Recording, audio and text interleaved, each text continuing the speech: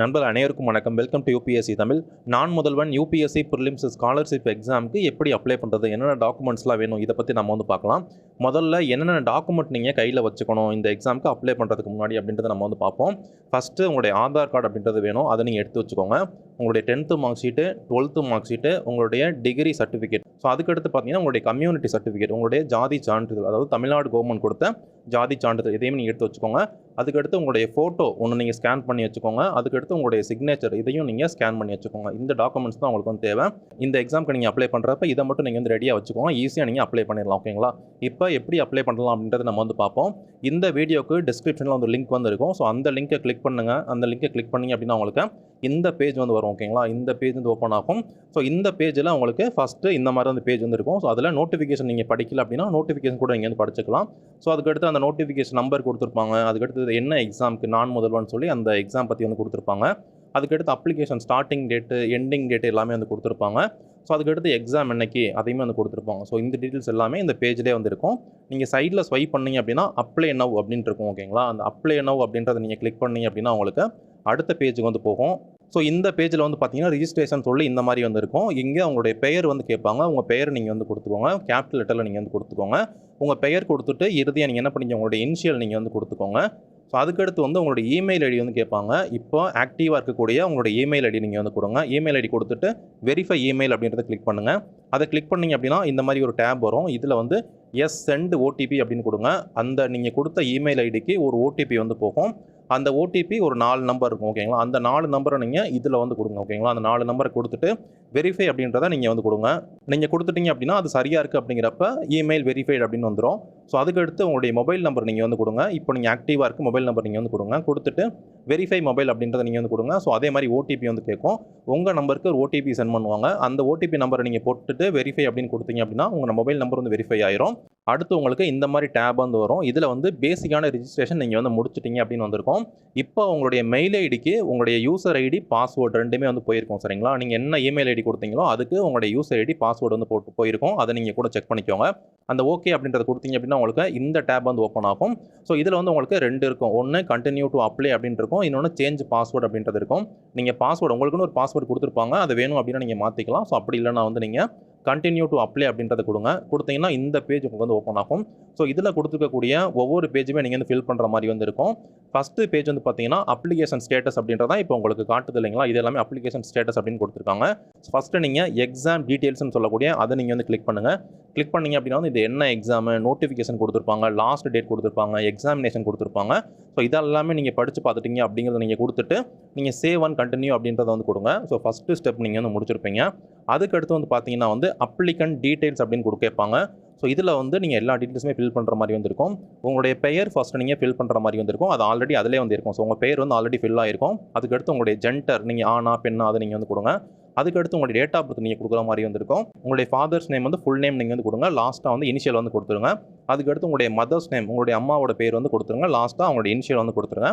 அதுக்கடுத்து nationality Indian அப்படின்னு கொடுத்துருங்க. அதுக்கடுத்து உங்களுடைய மாவட்டம், உங்களுடைய சொந்த மாவட்டம் நீங்கள் கொடுத்துருங்க. ஓகேங்களா? அதுக்கடுத்து மேரிட்டல் ஸ்டேட்டஸ் அப்படின்றது கேட்பாங்க. நீங்கள் சிங்கிளா, மேரிடா அப்படின்றது கேட்பாங்க. அதை நீங்கள் கொடுத்துருங்க. அதுக்கடுத்து ஆதார் கார்டு நம்பர் கேட்பாங்க. ஸோ இதையுமே நீங்கள் என்ன பண்ணிடுங்க, இங்கே கொடுத்துருங்க. அதுக்கடுத்து நீங்கள் சென்ட்ரல் கவர்மெண்ட்டில் ஒர்க் பண்ணுறீங்களா, நீங்கள் சென்ட்ரல் கவர்மெண்ட், ஸ்டேட் கவர்மெண்ட் இந்த மாதிரி அரசாங்கத்தில் நீங்கள் ஒர்க் பண்ணுறீங்களா, அரசு அமைப்புகளில் ஒர்க் பண்ணுறீங்களா அப்படின்னு கேட்பாங்க. நீங்கள் ஒர்க் பண்ணீங்க அப்படின்னா இதுக்கு எலிஜிபிலிட்டி கிடையாது. ஸோ அதனால் கேட்குறாங்க. நீங்கள் இல்லை அப்படின்றதான் நீங்கள் கொடுக்குற மாதிரி இருக்கும். ஸோ அதுக்கடுத்து பார்த்தீங்க அப்படின்னா இதில் ஃப்ரெஷர் கேட்டகரி அப்படின்னு ஒன்று இருக்குது. ஓகேங்களா? ஃப்ரெஷர் கேட்டகரி அப்படின்றது 21 வயதுலேருந்து 22 வயது வரைக்கும் இருக்கவங்க தான் ஃப்ரெஷர் கேட்டகரி அப்படின்னு சொல்கிறாங்க. இதை பற்றி நாம இந்த நான் முதல்வன் நோட்டிஃபிகேஷன் வீடியோ நாம ஃபுல்லாக சொல்லியிருக்கோம். அந்த வீடியோட லிங்க் டிஸ்கிரிப்ஷனில் இருக்கும். அதை நீங்கள் கிளிக் பண்ணி நீங்கள் பார்த்துக்கோங்க. அடுத்து உங்களுக்கு கம்யூனிட்டி சர்டிஃபிகேட் டீட்டெயில்ஸ் எல்லாமே கேட்பாங்க. இது நீங்கள் கொடுக்குற மாதிரி இருக்கும். தமிழ்நாடு கவர்மெண்ட் கம்யூனிட்டி சர்டிஃபிகேட் வேணும். ஸோ அதை நீங்கள் கொடுக்குற மாதிரி இருக்கும். எஸ், தமிழ்நாட்டில் தான் நீங்கள் வாங்கினதை கொடுத்துக்கோங்க. அதுக்கடுத்து கம்யூனிட்டி சர்டிஃபிகேட் பற்றி இன்னும் டீட்டெயில்ஸ் கேட்பாங்க. இதெல்லாம் நீங்கள் கொடுக்குற மாதிரி இருந்திருக்கும். கம்யூனிட்டி சர்டிஃபிகேட் இஷ்யூ பண்ணது யார் அப்படின்னு கேட்பாங்க. அந்த கம்யூனிட்டி சர்டிஃபிகேட்டினுடைய டேட் என்ன அப்படின்னு கேட்பாங்க. கம்யூனிட்டி சர்டிஃபிகேட் நம்பர் கேட்பாங்க. இதெல்லாம் நீங்கள் பிழை இல்லாமல் கரெக்டாக நீங்கள் கொடுத்துருங்க. லாஸ்ட்டாக பார்த்தீங்க அப்படின்னா டிஃப்ரெண்ட்லி ஏபிள்டு பர்சன் அப்படின்னு கேட்பாங்க. ஆமாவா இல்லையான்றதை நீங்கள் கொடுத்து அந்த டீட்டெயில்ஸ் நீங்கள் கொடுத்துட்டு கீழே இருக்க அந்த செக் பாக்ஸை கிளிக் பண்ணிவிட்டு நீங்கள் சப்மிட் அப்படின்றத நீங்கள் கொடுங்க. அடுத்து உங்களுக்கு கம்யூனிகேஷன் டீட்டெயில்ஸ் வந்து கேட்பாங்க. உங்களுடைய அட்ரஸ் நீங்கள் வந்து கொடுக்குற மாதிரி வந்திருக்கும். இப்போ இருக்க கம்யூனிகேஷனுக்கு இருக்கக்கூடிய அட்ரஸ், அதுக்கடுத்து பெர்மனன்ட் அட்ரஸ் ரெண்டுமே வந்து கேட்பாங்க. ரெண்டுமே நீங்கள் வந்து கொடுத்துருங்க. ஸோ ரெண்டுமே ஒரே அட்ரஸ்னால் ஒரே அட்ரஸ் கொடுக்கலாம். இல்லை நீங்கள் வேறு அட்ரஸில் இப்போ இருக்கீங்க அப்படின்னா பெர்மனன்ட் அட்ரஸ் கொடுத்துட்டு இப்போ இருக்க அட்ரஸும் நீங்கள் வந்து கொடுத்துக்கலாம். சரிங்களா? நீங்கள் அட்ரஸ் நீங்கள் ஃபுல்லாக நீங்கள் வந்து ஃபில் பண்ணிடுங்க. கரெக்டான அட்ரஸ் நீங்கள் ஃபில் பண்ணிடுங்க. சரிங்களா?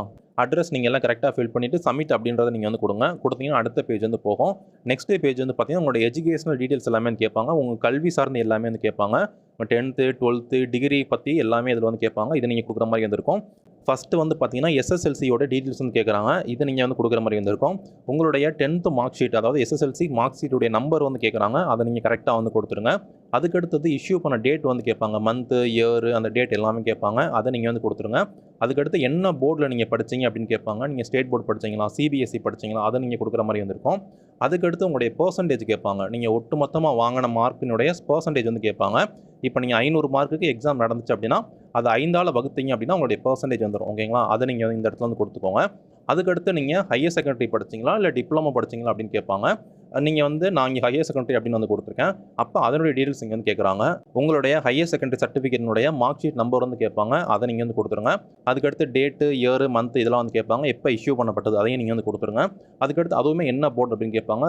ஸ்டேட் போர்டா இல்லை சிபிஎஸ்சியா அப்படின்றது கேட்பாங்க. அதையும் நீங்கள் வந்து கொடுத்துருங்க. அதுக்கடுத்து பெர்சன்டேஜ் கேட்பாங்க. நீங்கள் 1200 மார்க்குக்கு எக்ஸாம் எழுதுனீங்க அப்படின்னா உங்களுடைய டோட்டல் மார்க்கை 12ஆல் நீங்கள் வந்து வகுத்துருங்க. சப்போஸ் நீங்கள் 600 மார்க்குக்கு தான் எக்ஸாம் எழுதிருக்கீங்க அப்படின்னா நீங்கள் 6ஆல் நீங்கள் வந்து வகுத்துருங்க. ஓகேங்களா? அப்படி வகுத்தீங்க அப்படின்னா உங்களுடைய பெர்சன்டேஜ் அப்படின்றது வந்துடும். ஒட்டுமொத்த பெர்சன்டேஜ் அப்படின்றது வந்துடும். அந்த பெர்சன்டேஜ் நீங்கள் இங்கே வந்து கொடுத்துருங்க. சரிங்களா? அதுக்கடுத்து உங்களுடைய யூஜி டிகிரியினுடைய டீட்டெயில்ஸ் தான் கேட்பாங்க. அதை நீங்கள் வந்து கொடுக்குற மாதிரி வந்திருக்கும். நீங்கள் அதில் யூஜி டிகிரி சர்டிஃபிகேட் கொடுக்கலாம், இல்லைனா ப்ரொவின்சியல் சர்டிஃபிகேட் கொடுக்கலாம். அப்படி இல்லைன்னு பார்த்தீங்க அப்படின்னா வந்து மார்க் ஷீட் கூட நீங்கள் வந்து கொடுக்கலாம். ஓகேங்களா? அந்த ஓவரால் மார்க் ஷீட் கூட நீங்கள் வந்து கொடுக்கலாம். ஸோ அந்த நம்பர் நீங்கள் வந்து கொடுத்துருங்க. அதுக்கடுத்து டேட் வந்து கேட்பாங்க. நீங்கள் பாஸ் பண்ண டேட்டு, மந்த்து, இயர் எல்லாமே இந்த இதில் வந்து இருக்கும். ஸோ அதையுமே நீங்கள் வந்து கொடுத்துருங்க. அதுக்கடுத்து உங்களுடைய டிகிரி பெர்சன்டேஜ் வந்து கேட்பாங்க. அதையுமே நீங்கள் வந்து கொடுத்துருங்க. அதுக்கடுத்து நீங்கள் என்ன யூனிவர்சிட்டி கீழே வந்து படிச்சீங்க அப்படின்னு கேட்பாங்க. அதையுமே நீங்கள் உங்கள் யூனிவர்சிட்டி என்ன யூனிவர்சிட்டியோ அதை நீங்கள் கரெக்டாக ஸ்பெல்லிங்கோட நீங்கள் இங்கே வந்து கொடுத்துருங்க. சரிங்களா? அதுக்கடுத்து பிஜி டிகிரி வந்து கேட்பாங்க. சப்போஸ் நீங்கள் பிஜி முடிச்சிருக்கீங்க அப்படின்னா அந்த டீட்டெயில்ஸும் நீங்கள் இங்கே வந்து கொடுத்துருங்க. எல்லாமே வந்து கொடுத்துட்டு ஒரு முறை கரெக்டாக இருக்குது அப்படின்றத பார்த்துட்டு இந்த செக் பாக்ஸ் வந்து டிக் பண்ணிட்டு நீங்கள் சப்மிட் அப்படின்றத கொடுத்தீங்க அப்படின்னா நெக்ஸ்ட் பேஜ் வந்து போயிடும். ஸோ நெக்ஸ்ட் பேஜில் வந்து பார்த்தீங்க அப்படின்னா வந்து உங்களுடைய ஃபோட்டோ நீங்கள் வந்து அப்லோட் பண்ணுற மாதிரி வந்து இருக்கும். உங்களுடைய ரீசெண்ட் ஃபோட்டோ நீங்கள் வந்து அப்லோட் பண்ணிக்கோங்க. அதுக்கடுத்து உங்களுடைய சிக்னேச்சரும் நீங்கள் வந்து அப்லோடிங் வந்து பண்ணிக்கோங்க. அதாவது 30 கேபிக்கு அதிகமாக இல்லாத மாதிரி 30 கேபிக்குள்ளே இருக்க மாதிரி நீங்கள் என்ன பண்ணணும், அந்த ஃபோட்டோ அப்லோட் பண்ணுற மாதிரி இருக்கும். அதே மாதிரி சிக்னேச்சரும் நீங்கள் 30 கேபிக்குள்ளே இருக்க மாதிரி நீங்கள் அப்லோடிங் பண்ணுற மாதிரி இருக்கும். சரிங்களா? அங்கே இருக்கிற அந்த சூஸ் டாக்குமெண்ட் அப்படின்றத கொடுத்தீங்க அப்படின்னா நீங்கள் அந்த உங்களுடைய ஃபோட்டோ செலக்ட் பண்ணி நீங்கள் அப்லோடிங் பண்ணிக்கலாம். ஸோ நீங்கள் அப்லோடிங் பண்ணிவிட்டு இதுக்கும் நீங்கள் சப்மிட் அப்படின்றத நீங்கள் வந்து கொடுத்துருங்க. அதுக்கடுத்து இந்த எக்ஸாமினேஷனுடைய டீட்டெயில்ஸ் வந்து கேட்பாங்க. இதை நீங்கள் கரெக்டாக நீங்கள் வந்து கொடுத்துருங்க. ஸோ இதில் வந்து எக்ஸாமினேஷன் சென்டர் வந்து கேட்குறாங்க. இந்த ஸ்காலர்ஷிப் எக்ஸாமுக்கான சென்டர் வந்து உங்களுக்கு எந்த டிஸ்ட்ரிக்ட்டில் வேணும் அப்படின்னு கேட்பாங்க. இதில் 38 டிஸ்ட்ரிக்ட்டுமே இருக்கும். உங்களுக்கு வந்து என்ன டிஸ்ட்ரிக்ட்டில் நீங்கள் எக்ஸாம் எழுதணும்னு நினைக்கிறீங்களோ அந்த டிஸ்ட்ரிக்ட் நீங்கள் கரெக்டாக நீங்கள் செலக்ட் பண்ணி நீங்கள் வந்து கொடுத்துருங்க. ஸோ இது வந்து மாற்ற முடியாது. ஸோ அதனால் நீங்கள் கரெக்டாக நீங்கள் வந்து கொடுத்துருங்க. அடுத்து வந்து பார்த்தீங்கன்னா ஸ்காலர்ஷிப் ப்ரெஃபரன்ஸ் அப்படின்னு இது வந்து இருக்கும். இது ரொம்ப முக்கியமான ஒன்று. இதை நீங்கள் பார்த்து வந்து ஃபில் பண்ணுங்கள். இதில் உங்களுக்கு 5 ஆப்ஷன் வந்து இருக்கும். அது என்ன அப்படின்னு பார்த்தீங்கன்னா, ஒன்று வந்து இந்த ஸ்டைஃபன் மட்டும் நீங்கள் வாங்கிக்கலாம். இந்த ரூ. 7,500 பணம் மட்டும் நீங்கள் வந்து வாங்கிக்கலாம். இன்னொன்று என்னென்னா இந்த ரூ. 7,500 பணமும் வாங்கிக்கலாம். ப்ளஸ் நீங்கள் கோச்சிங்க்கு போக முடியும். சரிங்களா? நீங்கள் கோச்சிங் போகிறீங்க, உங்களுக்கு இந்த பணமும் வேணும், கோச்சிங்கும் போகிற மாதிரி எடுத்துக்கலாம். ஒன்று இந்த பணம் மட்டும் கூட எடுத்துக்கலாம். நீங்கள் கோச்சிங் போகணும் அப்படின்னா உங்களுக்கு 4 ஆப்ஷன் வந்து இருக்குது. நீங்கள் 3 ஊர்களில் கோச்சிங் வந்து போக முடியும். ஒன்று நீங்கள் சென்னையில் ஃபுல் டைம் கோச்சிங் போகலாம். ஆனால் சென்னையில் மட்டும் பார்ட் டைம் கோச்சிங்கும் இருக்குது. சென்னையில் வந்து உங்களுக்கு 2 ஆப்ஷன் இருக்குது. ஒன்று ஃபுல் டைம் கோச்சிங்கு போக முடியும், பார்ட் டைம் கோச்சிங்கு போக முடியும். மதுரையிலையும் கோயம்புத்தூர்லையும் பார்த்தீங்கன்னா ஃபுல் டைம் மட்டும்தான் வந்து இருக்கும். சரிங்களா? ஸோ இந்த ஆப்ஷன்லாம் இருக்கும். இதை நீங்கள் பார்த்து இதில் உங்களுக்கு என்ன வேணுமோ அதை வந்து கொடுத்துருங்க. உங்களுக்கு ஸ்டைஃபன் மட்டும் வேணுமா இல்லை கோச்சிங் வேணுமா அப்படின்றத நீங்கள் கரெக்டாக வந்து கொடுத்துருங்க. இதுவுமே மாற்ற முடியாது. ஸோ நீங்கள் கரெக்டாக யோசிச்சு கரெக்டாக நீங்கள் கொடுத்துருங்க. சரிங்களா? அதுக்கடுத்து UPSC civil service exam details வந்து கேட்குறாங்க. இதை நீங்கள் பார்த்து வந்து நீங்கள் ஃபில் பண்ணுங்கள். இதுக்கு முன்னாடி நீங்கள் எக்ஸாமுக்கு அப்பியர் ஆகிருக்கீங்களா அப்படின்னு கேட்குறாங்க. நீங்கள் இதுக்கு முன்னாடி யூபிஎஸ்சி எக்ஸாம் எழுதிருக்கீங்க அப்படின்னா ஆம் அப்படின்னு கொடுங்க.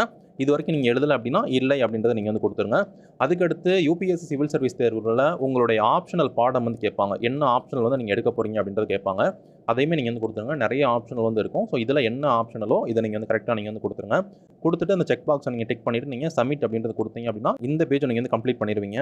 இறுதியாக வந்து பார்த்தீங்கன்னா இந்த பேஜ் உங்களுக்கு வந்து வரும். இதில் நீங்கள் கொடுத்த எல்லா டீட்டெயில்ஸுமே வந்து இருக்கும். இதை நீங்கள் கரெக்டாக நீங்கள் வந்து பார்த்துக்கோங்க. எல்லாமே கரெக்டாக இருக்கா, நீங்கள் கொடுத்த எல்லா தகவலுமே கரெக்டாக இருக்கான்னு சொல்லி நீங்கள் ஒரு முறை செக் பண்ணிக்கோங்க. ஃபுல்லாமே நீங்கள் படித்து பார்த்துருங்க. இதில் எல்லாமே கொடுத்துருப்பாங்க. ஃபஸ்ட்லேருந்து லாஸ்ட் வரைக்கும் நீங்கள் ஃபில் பண்ண எல்லாமே வந்து இருக்கும். எல்லாமே நீங்கள் பார்த்துட்டு கரெக்டாக தான் கொடுத்துருக்கீங்களா அப்படின்றத நீங்கள் வந்து பார்த்துக்கோங்க. எல்லாமே நீங்கள் வந்து செக் பண்ணிவிட்டு இங்கே இறுதியாக டிக்ளரேஷன் அப்படின்றது இருக்கும். ஸோ இந்த இடத்துக்கு நீங்கள் வந்து வந்துடுவீங்க.